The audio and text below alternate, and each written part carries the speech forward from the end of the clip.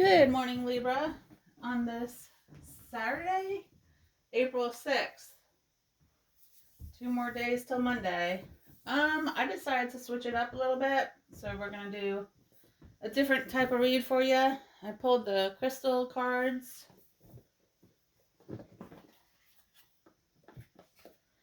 For you. See what you get. I barely even use these anymore. I used to use them quite a bit. So, here goes nothing. Remember to start grounding before we hit April the 8th. It's Monday.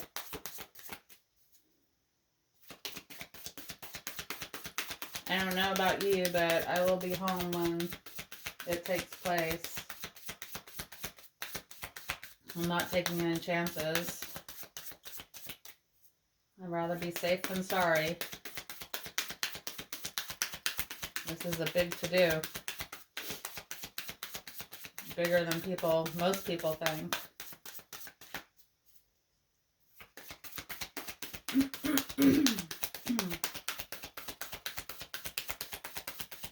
This might take a little bit to warm up. I don't know about you, but I must have been dreaming last night. I would assume. Unless I was in the void and I didn't have any dreams, because I sure don't remember anything. Like nothing. And then Charlie wakes me up with his 1 meow alarm. 5 in the morning. So considerate. Alright,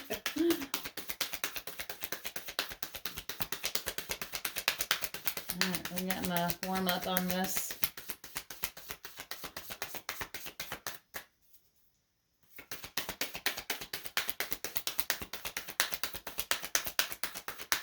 I'm getting that cold draft on my arm again. It's weird.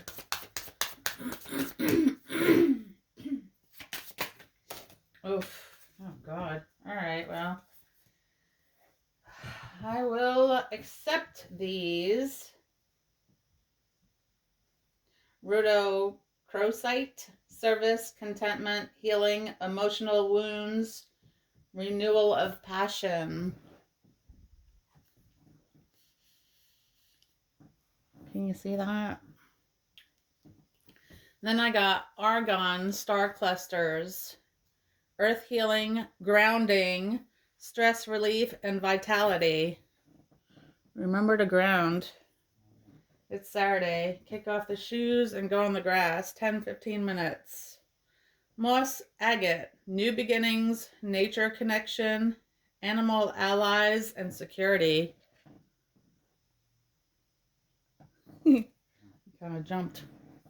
My hand kind of jumped. Then we got 3 more. Carnelian,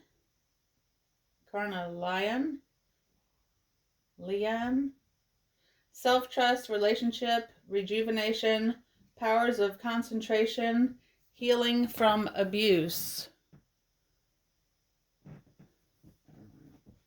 It'll take some time, but you'll get there. Sapphire, channeled wisdom, psychic ability, self-expression, and destiny. I don't know about you, but that is my stone for September 24th. Clear quartz. I'm so sorry. Oh, clear. Get it? I'm clearing my throat. Okay, clear quartz. Psychic abilities, enhanced intuition, mental clarity, and magnified energy. And like I said yesterday, the electricity in the air was off the charts.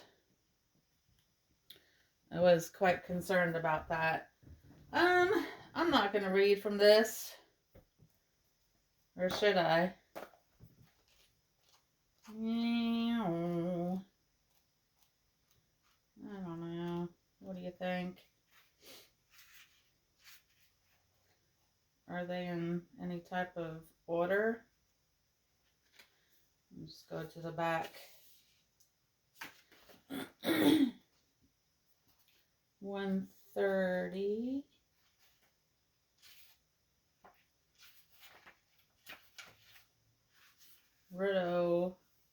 monazite. Best for healing sexual abuse and emotional wounds, attracting new love or renewing passion, healing Mother Earth. Looks, vivid raspberry pink, red, rose, and orange with swirls and circular patterns, banding, usually polished smooth. Alright, I could just read the little bit. Argon Star Cluster 116. Best for healing, earth healing, grounding, stress relief. Mainly orange, gold, and brown Sputnik clusters. Also found in white, yellow, green, and blue. And we have the moss agate 88. And these are just the pages. I don't know if you're into numbers, but moss agate. Best for new beginnings, connecting with nature, calming animals. Looks milky white or translucent with trendles of manganese or iron that have made patterns like moss or lichen. Sometimes they can be dark green with blue inclusions. And then Carleon is 120. Best for healing from abuse, trusting yourself, and rejuvenating your relationships. Looks bright orange to red. Semi-translucent, glassy pebble, often containing lighter or darker spots and streaks. And of course, we have the sapphire coming in, 152.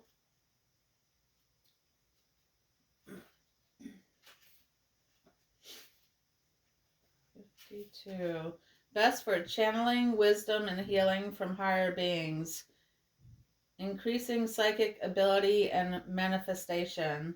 Looks sparkly, usually bright blue, but also yellow, green, violet, and pink. Similar to star ruby. Star sapphire has a star formation within it. I wonder if that's from the cut or is it natural? Clear quartz 36.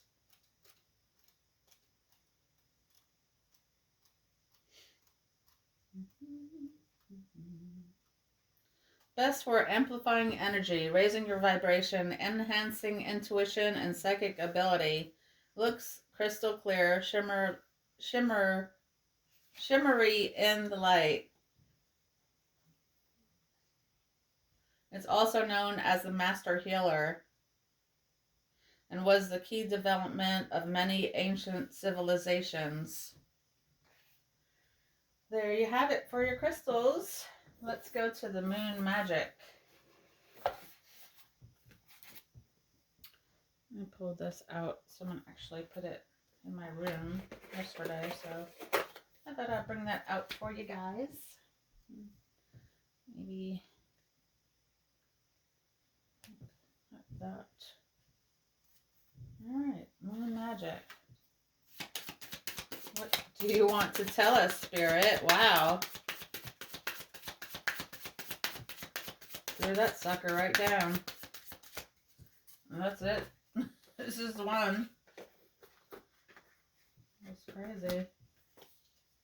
Wolf Moon, number 31. Oh! That breaks down into a 4. Alright, I'm going to read this. 31. Howling at the moon. Communication, confidence, and needs. Have you ever felt like howling at the moon, believing that this is the only way anyone will listen to you? This is the card of communication, and when it comes up in a spread, it is asking you to speak up, speak out, and make yourself heard. Just as one wolf howls to another, it's time to raise your voice and sing out your wishes, dreams, and desires.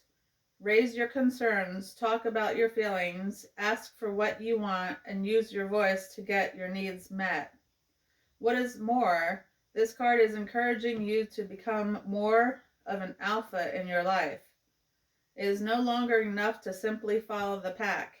Now is the time to take the lead and make suggestions for a positive change. Even a lone wolf's howl at the moon from time to time, eager to find a mate and start a new pack. Do not be afraid to build a new pack if the old one is no longer serving you. It might be time for you to move on, but you won't know until you begin to speak up for yourself. So be prepared to make yourself heard. That's interesting. And let's go to the lucid dreaming, lucid living cards. I'm curious to see if the void card pops out. I heard null and void this morning, but we're about to find out.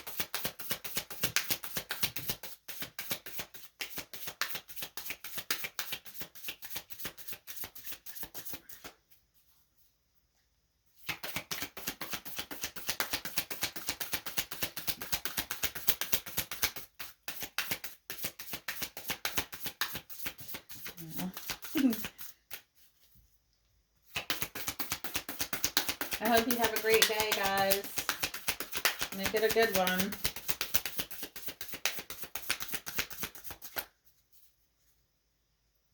It's time to come together and work as a unit instead of being selfish.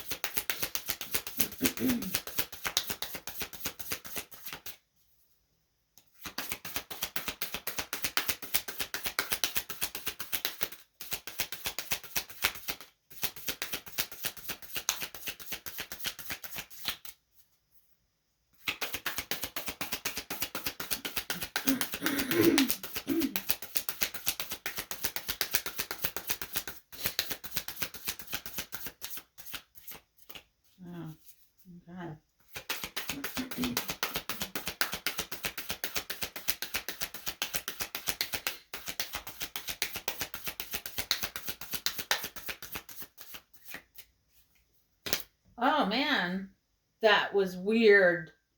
Okay. Wow. Okay. I heard put the deck down and flip. Nightmare rewrite. What? What the heck? Nightmare rewrite. I'm gonna move these. Jesus. What is that, number 8? No, 6. That's funny. Today's April 6th. God. I should probably wait till the afternoons until my whatever's draining clears out before I do the read, but I like to get a fresh perspective on the reads in the morning. Okay, Nightmare Rewrite. Resolution of duality, transforming fear, behind the veil, heightened awareness. A skeleton sits meditating on the transformation of bones to spirit. The fear of death dangles over his head like a black widow spider. In his hand is a blue lotus flower used by Egyptian Magi to connect to the dream time. The skeleton finds peace in the fact that there is nothing to fear. It is already dead, and so no further harm can come to it. When you awaken to the reality that you are dreaming, let your fears lift. No matter what frightful dreams come, be they of monsters chasing you or humans trying to hurt you, ultimately no harm can come to you. You cannot die in the dream realms, even though you may feel pain while hurt in a lucid dream. It doesn't last. Therefore, you are empowered to turn the face of aggressive energies coming at you within the dream. As you consciously decide how you want to deal with them, you're freed from anxiety. Many people become afraid of the dream time because of nightmares.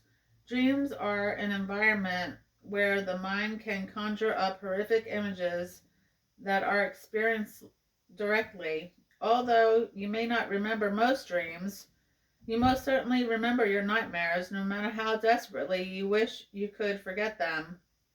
When night terrors plague you, it's no wonder you wish you didn't have to sleep or dream at all. But one gift of nightmares is that they provide a strong motivation to become lucid. So if you are suffering from nightmares, you may be able to achieve lucidity more readily. When the stakes are high, so is the reward. Nightmares can be both an obstacle and an opportunity for lucid dreamers, depending on how they approach them. Some lucid dreaming teachers instruct dreamers to either attack or embrace nightmare characters once they become lucid. At times, these approaches can be helpful, but they don't neutralize the duality directly, even though they may be experienced catharsis. I don't know how to say that. In violently battering their dream monsters, many dreamers find that this can cause the monsters to devolve into more frightening forms. And although hugging a predator of crimes in a dream can lead to healing, it also can make dreamers vulnerable to further attacks. But the technique of rewriting your nightmares gives you the powerful tool to transform frightening situations within the dream world into healing experiences. It cuts through surface attempts to control nightmares or gloss over them.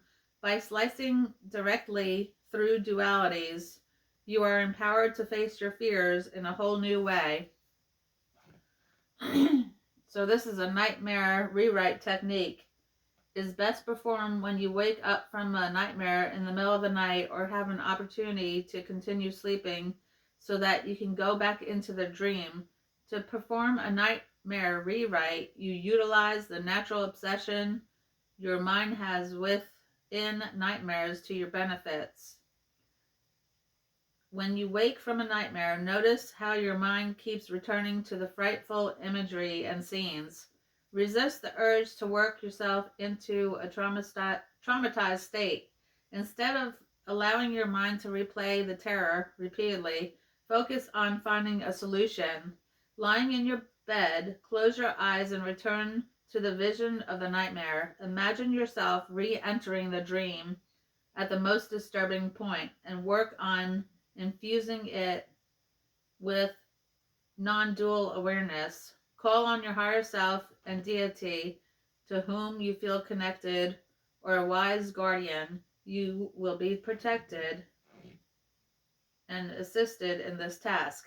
Here is an example of how I rewrote a terrifying dream. I was on a road trip and pulled over at a gas station. An ominous cloaked being appeared and turned on the television inside the building. Suddenly, I was immersed in watching a disturbing movie about what had occurred in the same gas station. A woman whose face was smashed was waking up in her car. Her husband, who was behind her, was missing his arms. The movie then went to a flashback that revealed that the evil gas station attendant had drugged the couple in the vulnerable state he had gruesomely injured them.